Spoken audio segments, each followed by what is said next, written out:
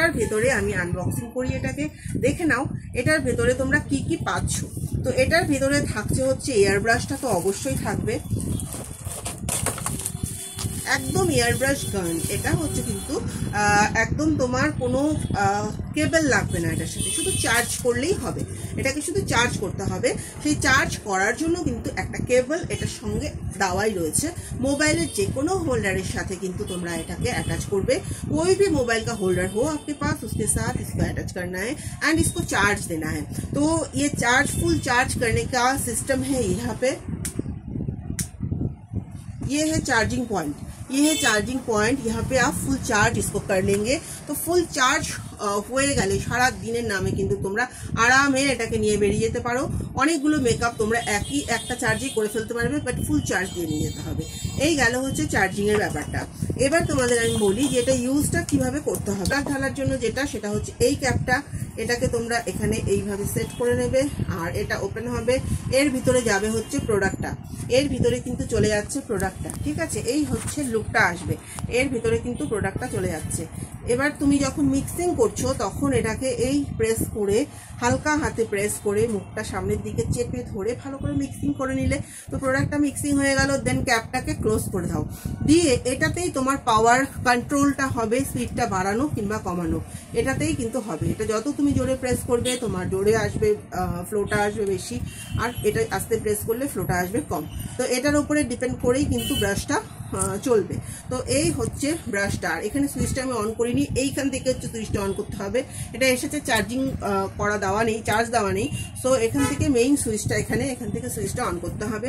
আর এটা হচ্ছে তোমার হাতে মেইন কন্ট্রোলটা থাকবে। এবার ব্রাশটা যে আমাদের খারাপ হয়ে যায়, যেমন অনেকে অনেক গান ইউজ করেছো, দেখবে গানের কিচ্ছু খারাপ হয় না, মেশিন খারাপ হয় না, খারাপ হয়ে যায় হচ্ছে মুখটা। তো এইখানে এত সূক্ষ্ম হয় এটা, এখানে একটু ফাউন্ডেশন যদি ফেসে থাকে, ঢুকে থাকে, তাহলে পরে ওটা আর ক্লিন করা যায় না, মুখটা পুরো জ্যাম হয়ে যায়। এই প্রবলেমটা আমার মনে হয় এখানে যারা দেখছো অনেকেই সেটা ফেস করেছো। তো এই পুরো সামনের এই নিডলটা ক্লিন করার জন্য কিন্তু এখানে খুব সরু সরু দুটো নিডল দেওয়া আছে, যেটা কিন্তু তোমার এই সামনের নিডলটাকে পুরো ক্লিন করতে হেল্প হবে, ঠিক আছে।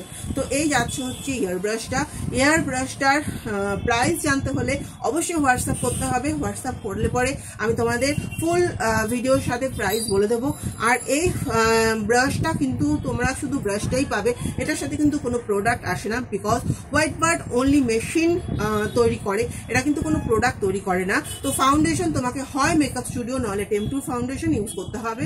যে কোনো এয়ার ব্রাশ ফাউন্ডেশন, ক্রায়োলনের করতে পারো, যে কোনো এয়ার ব্রাশ ফাউন্ডেশন কিন্তু এটার মধ্যে তোমরা ইউজ করতে পারবে। আর এয়ার ব্রাশের মেইন পার্ট যেটা, সেটা হচ্ছে বারবার যতবার ইউজ হবে ততবার এটাকে ভীষণ ভালো করে ক্লিন করে রাখতে হবে।